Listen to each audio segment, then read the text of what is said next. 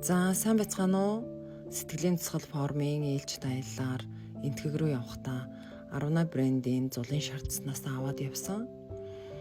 3-ыг авч явсныхаа нэгийг нь далайн өгшийн энэ бол намжил татсны ласаас ирсэн нандин шүтэнүүд дандаа хамгаалттай байдаг учраас ламд нөгөөд энэ алтан зүгцнүүдэд нь зул өргсөн.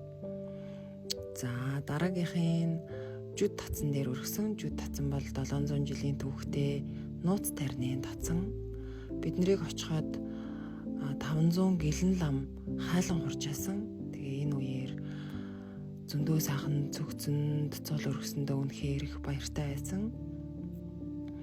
Зулыг өргөхдөө хамаг амтан мөнхөгийн харанхуугаас гэтлэг болтугай гэсэн ерөөлөөр өргөдөг.